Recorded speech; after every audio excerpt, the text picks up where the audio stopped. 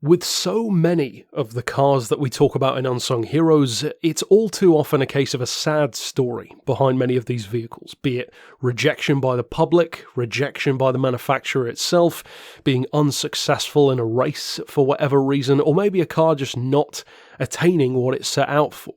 This time though, it's kind of nice to be able to talk about a car that wasn't bad in any way. In fact, it could have been a legend in its own right.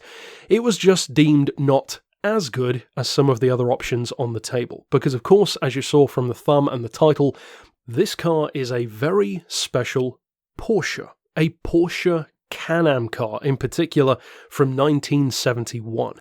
Now at the time, of course, Porsche had the legendary 917 in endurance racing as the closed-top versions. The Gulf livery, for instance, is one of the most iconic race cars of all time. Of course, in the Le Mans movie, there were various other versions as well. And many of you already know about, of course, the 917-30, which was the most powerful Can-Am car ever produced. The blue and yellow open top with around 1,500 horses. An absolute monster, which was great in its own right as well. The 917 is arguably one of the best race cars of all time, in terms of just across-the-board lineage. But nestled in there, among all of those far more famous versions, you have this. A little white, open-top, relatively unassuming-looking version of the 917, which has a very remarkable engine, because when Porsche was first starting to look to develop the 917 into what would become a very good Can-Am car in the early 70s, as I said, 1971 in the case of this car, they wanted to try a couple of different engine options. Now in this case, they opted for a very special 16-cylinder engine, which we're going to get more into in a second, and the other primary option was a slightly more conventional but still flat engine type, a flat 12, but with turbocharging instead. Now ultimately, history made it pretty obvious that that won out, and we're going to get to some of the more nitty-gritty details as to how the engines compare, but as far as this one, first of all, it was designed for use in Group 7 Can-Am, where the rules are very open. And of course at the time, McLaren was dominating. You also very recently had the likes of the incredible Chaparral 2J fan car, of course, which didn't win any races, but certainly showcased the flexibility of the rules, let's say, with its aerodynamic system, and many of us of course adore that car, myself included. Now, for this particular vehicle, they opted to take essentially a variation of the flat 12 design and essentially extend it with 4 extra cylinders located on either end. That's 2 on either end, in other words. Now, it also has Bosch fuel injection, but twice as much. 2 Bosch injectors placed next to each other from the Porsche 908, incidentally, and the engine was designed to be scalable, and that is something which they really valued in these cars, in the turbos as well as the 16-cylinder. Because this engine could be basically developed to be anything between a 6-litre all the way up to a 7.2. And they actually did build one in that spec.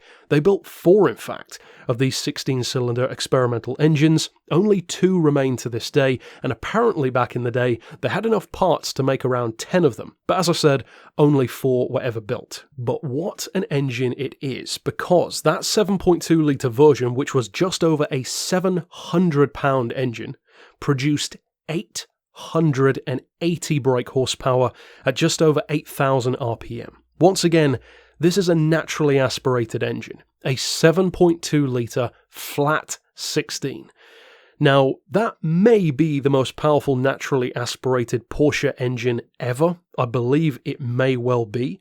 If it isn't, it's certainly one of them, and one of the most powerful naturally aspirated engines ever, period, Porsche or otherwise. 880 horsepower is incredible. 16 cylinders is always special as well, but of course, it was a means to an end. And that is why the turbo won out, because the scalability of the turbo engine simply proved to be better than the 16-cylinder. Now, it was actually tested by a Mark Donohue, and he said it was a monster of a car. He believed that with turbocharging, they could have potentially made this into around a 2,000 horsepower unit.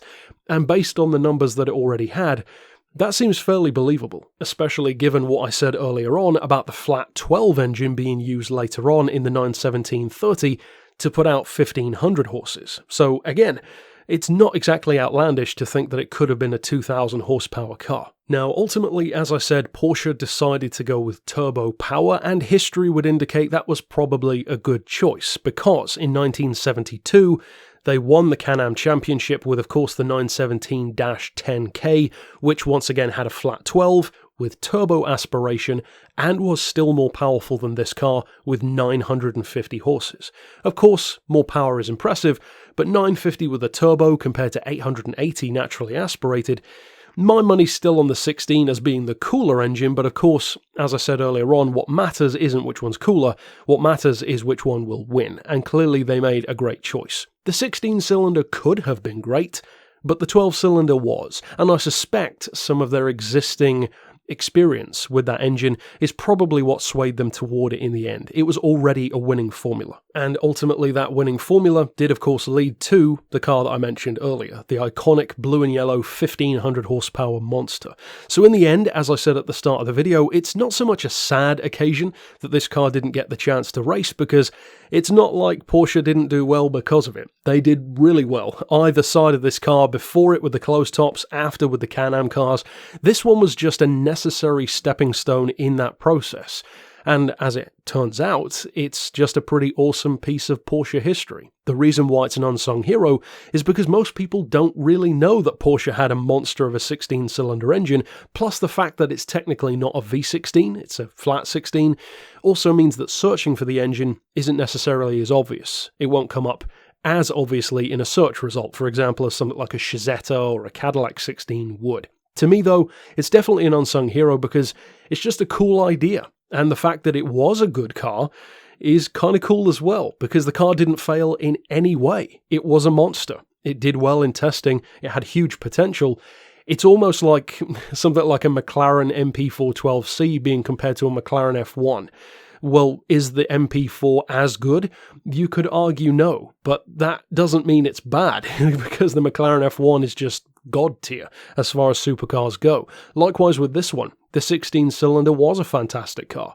The 12, though, won out in the end for some pretty understandable reasons. Ultimately, though, that's it for this episode, and of course, if you are new to Unsung Heroes, be sure to click the link down below, jump over to the Discord chat, which of course is free, and you can vote on this episode as being one of your favourites if you enjoyed it, as well as all of the previous ones as well, of course. And speaking of those previous ones, if you are new to the channel and new to Unsung Heroes, be sure to click on the playlist on screen, because there are lots of very interesting cars, including some other 16-cylinders, for you to check out. But until next time, I'll see you then, and for now, as always, thanks for watching.